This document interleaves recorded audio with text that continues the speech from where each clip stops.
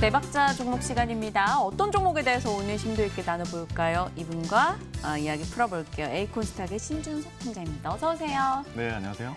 네, 오늘 대박자 종목 열어보겠습니다. 열혈 강호 덕에 활짝 M게임에 대해서 이야기 나눠볼 건데요. 팀장님은 이거 안 해보셨을 것 같아요. 네, 안 해봤습니다. 저는 이 수능 끝나고 한 석 달 동안 태어나서 처음으로 접한 게임이 이 열혈 강호였어요. 그러세요? 네. 근데 정말 열심히 했었거든요. 그래서 이 열혈 강호만 봐도 반가워요. 네. 아니 열혈 강호 지금 괜찮나요? 네네. 그래서 일단 저도 M게임을 오늘 가지고 오게 된 배경이 근데 일단 저는 개인적으로 게임주를 되게 좋아하거든요. 뭐 이런 엔터 쪽이라든지 뭐 게임 쪽, 뭐 요즘 최근에 또 뭐 웹툰 관련된 기업들도 막 가고 있는데, 맞아요. 근데 보면 웹툰 때문에 가는 게 아니라 어떻게 보면 이제 새로운 이제 게임 쪽으로 또 연동이 돼가지고 또 움직이는 경우들이 나오고 있어요. 근데 일단 해가 좀 넘기기 전에 좀 알짜 좀 중소 게임사가 뭐가 있을까를 좀 많이 좀 요즘 찾고 있었거든요. 그 안에서 M게임만큼은 꼭 방송에서 좀 말씀을 드려야 되겠다라고 좀 그만큼 이제 투자에 대한 이제 포인트를 좀 찾은 거겠죠. 그래서 오늘 이제 가지고 오게 되었고요. 실제 오늘 역시도 뭐 제 스타일대로 거의 이제 시가총액 1,000억대 미만입니다. 마이크로캡에 가깝긴 한데 시가총액이 한 700억 정도 되거든요. 근데 이제 기업다운 기업이 아니라면 물론 저는 이제 계속적으로 또 뭐 비판을 하겠지만 그만큼 잘하고 있기 때문에 오늘 이제 방송에 가지고 왔겠죠. 네. 일단 말씀 먼저 해주신 것처럼 동사 같은 경우에는 이제 그 국내 게이머들 사이에서는 그 이제 열혈강호 온라인으로 더 잘 알려져 있는 게임사기도 합니다. 물론 모르시는 분들도 많이 계세요. 그럴 수밖에 없는 게 국내에서는 뭐 리니지라든지 더 큰 타이틀을 가지고 있는 이제 그런 게임사들의 시장 점유 자체가 워낙 크다 보니까 어떻게 보면 조금 밀린 부분도 없잖아 있는데 뭐 대만이라든지 뭐 중화권 쪽, 뭐 동남아 쪽, 유럽 쪽이나 이런 쪽에서는 나름대로 지금 열혈강호가 이제 해외 쪽에서 매출이 계속 나오고 있는 상황입니다. 나름대로 계속적으로 시장이 국내보다는 해외 쪽 인지도가 더 있다고 보시면 좋을 것 같은데요. 제가 동사에 대한 그 투자 포인트를 3가지로 좀 정리를 해봤는데 일단 첫 번째가 계속적으로 말씀드린 이제 타이틀입니다. 타이틀 일단 애니메이션 쪽이라든지 아니면 뭐 굳이 게임사들은 뭐 개발 잘해가지고 매출 잘 내면 되지 않을까 생각할 수도 있는데 대다수의 지금 중소형 개발 그 게임사들을 잘 보시면 자신들만의 퍼블리싱 역할이 그 역량이 없다든지 순수 이제 개발로만 승부를 한 업체들이죠. 아니면 어떻게 보면 퍼블리싱만 했다든지 자체적으로 개발 역량이 없다든지 이런 부분들이라면 상당히 위태위태하면서 다른 이제 뭐 좀 큰 신흥 그 자금 그 국가 쪽에 이제 뭐 자금 쪽으로 이제 투자를 받아가지고 어떻게 보면 국내 순수 이제 기업이 개발사가 아닌 경우도 있고요. 아니면 오히려 지금 실적이 너무 어려워가지고 뭐 관리 종목이라든지 심지어는 뭐 폐지가 된 사례들도 있는데 동사 같은 경우에는 2가지를 다 이제 겸비를 했고요. 타이틀에 대한 말씀을 드리다 잠깐 뭐 빠지긴 했는데 열혈강호라는 그 타이틀 무시할 수가 없습니다. 이제 IP 사업에 대해서 우리가 계속 주목해야 될 부분 중에 하나가 잘 만들어진 그 타이틀 하나, 2개 이게 어떻게 보면 되게 중요하거든요. 최근에 이제 디즈니만 우리가 좀 보시더라도 새로운 애니메이션을 제작 안 합니다.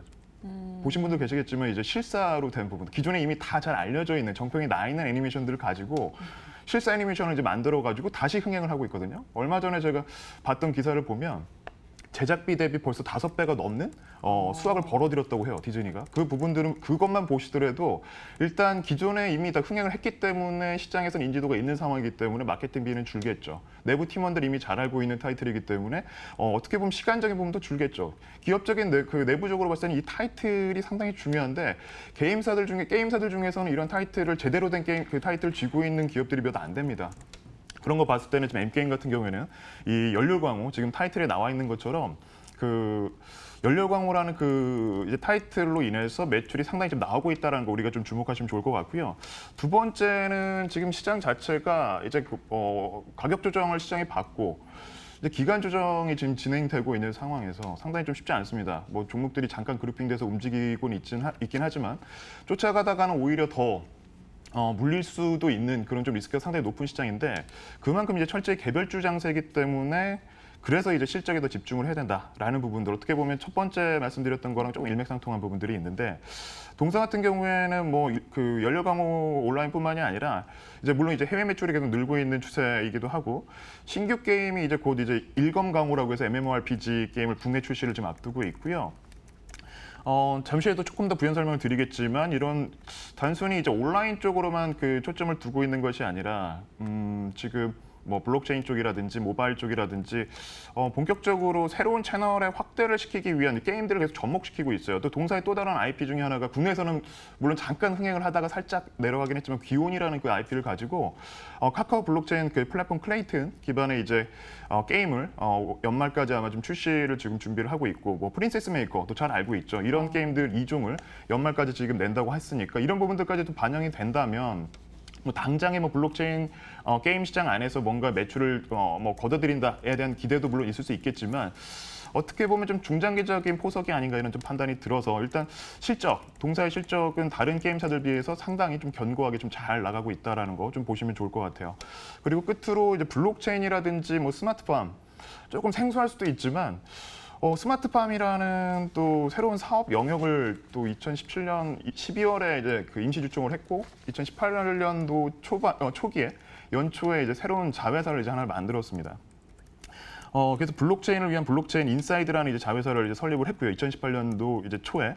그리고 농업회사인 이제 엠팜을 설립을 했는데 아직까지는 뭐 매출 자체가 많이 나오고 있지는 않아요. 근데 일단 이 부분들 뭐 스마트팜이라고 하면 또 국내에서는 좀 많이 등한시되어 있고 뭐 지자체 아니면 정부에서는 뭐 지원하는 그런 잠깐 일시적인 뭐 사업이 아닌가라고 볼 수도 있겠지만 해외 같은 경우에는 유럽이라든지 미국 시장 같은 경우에는 벌써 그 스마트팜 같은 경우에는 시장 자체가 5조 원대가 넘는 성장을 해가고 있는 시장이거든요. 그런 거 봤을 때는 물론 직접적인 매출로 반영이 되면 좋겠지만 하나의 어떻게 보면 고리가 연결돼 있다라는 거, 뭐 시장 잘 아시잖아요. 그런 부분들, 뭐 잠깐의 그런 가능성만 가지고도 주가가 움직이기 때문에 뭐 블록체인이라든지 뭐 스마트팜에 대한 얘기들이 나올 때마다 동사의 주가가 좀 반영이 되지 않을까 이렇게 좀 보고 있습니다. 알겠습니다. 첫 번째, 전체 이 종목이 주목받는 요소들에 대해서 이렇게까지 신준호 팀장께서 길게 이야기해 주신 건 정말 오랜만인 것 같아요. 그렇다면 말씀 중에 운을 띄워주셨어요. 실적 기대 있다라고 이야기해 주셨는데 어느 정도인지 2분기 실적은 그래도 전년 동기 대비 한 17% 정도 증가였습니다. 올 한 해를 놓고 봤을 때는요? 실적 상당히 좋아요. 그러니까 제가 원래 이제 제 주요 전공 섹터가 이런 게임 쪽이나 컨텐츠 쪽이거든요. 네. 그러다 보니까 이제 게임사 쪽 시장을 어느 누구보다 좀 자신 있게 좀 보고 있는 상황인데 M게임도 오랜만에 제가 봤는데 이 정도일 줄은 몰랐어요. 근데 올해 이제 상반기 매출 반기 결산 보시면 179억 원을 이제 매출액이 이제 기록을 했습니다. 그 전년 반기 기준 봤을 때는 32%에 달하는 이제 성장을 이제 했고요. 영업이익 같은 경우는 28억 원 기록을 했습니다. 그 역시도 27% 정도 영업이익 수익성도 상당히 좀 나아지는 개선되는 모습들이 보이는데 참고로 이 부분들이 좀 작아 보일 수도 있어요. 물론 이제 큰 기업들 이제 핸들링 하시는 분들 같은 경우는 뭐 연매 지금 반기 됐는데 한 200억도 안 되는데 이게 뭐가 클까 보일 수도 있는데 동사 입장에서 봤을 때는 2012년 이래 지금 최대 반기 실적을 달성을 했습니다. 이 부분들이 크게 노출이 좀 안 되고 있는 것 같은데 그만큼 이제 실적에 대한 턴어라운드가 확인이 됐다라는 거죠. 잠시 후에 이제 차트를 보여드리겠지만 이렇게 실적이 좋게 나오고 주가가 올라간다면 우린 볼 필요가 없습니다. 똑같은 종목에 투자를 했을 때 다 같이 같은 주주가 아니거든요. 어떤 누군가는 이제 좀 적은 저가 매수를 할 수가 있는 거고 어느 누군가는 이제 그 시세가 들어올 때 고가 매수를 할 수가 있기 때문에 지금 자리가 그래도 중요하지 않을까 좀 보고 있습니다. 근데 일단 실적 자체가 이만큼 이제 사상 최대는 아니지만 2012년 이래 그 전까지는 어떻게 보면 실적 자체의 그 체질 개선을 위한 부분들이 있었고 좀 어려웠어요. 뭐 잘 아시겠지만 지금 게임 쪽이 중국발 어떻게 보면 지향하는 그런 사업들이 많았기 때문에 네. 판호가 안 나와가지고 고생들 많이 하고 실제 그런 시장들 안에서 이제 옥석가리기가 계속 이루어졌는데 동사 같은 경우는 일단 살아남았고 실제 지금 매출 자체가 중국 쪽 열렬강호 온라인에서 이제 5월에 이제 공시가 이 부분 나왔거든요. 쉽게 찾아볼 수가 있습니다. 전자공시 보시면 이 부분들이 지금 중국 쪽에서 벌써 내년 2020년이 이제 만기인데 벌써 연장 계약을 해서 이 금액이 이제 반영이 됐고요. 북미랑 터키 지역에는 이제 그 뭐 나이트 온라인이라는 게임이 해외 매출이 이제 증가가 되면서 이제 반영이 된 수치인데 남아있는 지금 4분기까지도 이 실적은 고스란히 좀 반영이 될 것 같아요. 그런 거 봤을 때는 2012년 이래 사상 최대되는 실적. 언엔터프라이즈에 대한 부분들이 분명히 연말에 한 번 더 연말이 좀 나올 수 있는 이슈가 되지 않을까 좀 보고 있는데 조금 더 제가 좀 부연 설명을 더 드리면 그만큼 기업 자체가 어려운 시기가 좀 있었다면 재무 구조 자체도 좀 안 좋을 수밖에 없는데 네. 동사는 상대적으로 견고한 수익이랑 재무 구조를 다 갖추고 있어요. 그러니까 지금 부채 비율이 25% 정도밖에 되지 않고요. 그리고 현금 금융자산이 벌써 113억 원 정도를 보유를 하고 있고 투자 부동산이 70억 원, 유형자산이 약 120억 정도가 있는데 부채 비율이 높다면 의미가 없겠지만 갖고 있는 자산이 벌써 한 300억이 넘어가는데 시가총액 700억 정도 수밖에 안 되거든요. 그리고 이 안에서 좀 실적이 계속적으로 성장을 해가고 있는 그림이라면 투자자라면 놓쳐서는 좀 안 돼야 될 포인트 중에 하나다라고 보실 수 있겠습니다. 말씀 주신 내용들은 굉장히 매력적으로 다가오는데요. 수급 보니까 기관들이 뭐 이렇게까지 표현을 해도 될까 싶은데 쳐다도 안 보고 있는 느낌이에요. 이거 어떻게 해요? 네, 기관들은 잘 보지는 않고 있습니다. 그럴 수밖에 없는 게 시가총액 1,000억대 미만의 종목들 웬만하면 잘 안 들어오죠. 그리고 최근 또 시장 자체가 많이 안 좋았잖아요. 근데 여기서 주목할 부분 이제 뭐 수급이랑 차트 같이 말씀드릴 텐데 네. 물론 시장 하락기 때 이제 기관들은 뭐 시장의 흐름들 떠나서 잘 관심을 안 가졌어요, 동시에. 근데 외국계 지분이 불과 이제 지난달이죠. 한 달 정도를 제가 살짝 들춰봤는데 순매수만 약 한 50만 주 정도를 들어왔습니다. 그러니까 개인 투자자들은 오히려 더 많이 팔았거든요. 정작 외국계 자금들은 계속적으로 순매수를 하고 있다는 거 우리가 보시면 좋을 것 같아요. 뭐 주가가 계속 그들이 뭐 시세를 만들고 있는 그림들이 아니라 그만큼 싸다라는 또 가능성에 대한 부분들, 또 이만큼 또 타이틀을 쥐고 있고 쉽게 또 때묻지 않는 또 지분, 이런 부분들 보기 쉽지 않거든요. 그런 거 봤을 때는 좀 어떻게 보면 경영권에 대한 부분들도 있을 수가 있고요. 대주주가 지금 지분이 그렇게 높지 않기 때문에 네. 그런 것들까지도 좀 보신다면 수급적으로도 지금 상당히 좀 매력적이다라고 보실 수 있을 것 같고요. 차트적으로 봤을 때는 이미 이제 기존의 지수가 단기적으로 하락 이전 자리까지 좀 되돌림이 이제 나와서 3,700원까지 가긴 했는데 4,000원대 미만까지는 약간의 매물은 있다고 판단이 되지만 거래량 자체가 많이 나오지는 않고 있어요. 거래가 좀 수반되면서 4,000원대 진입이 된다면 좀 본격적으로 좀 주가에 대한 리레이팅이 좀 진행이 될 걸로 예상이 되고 있고요.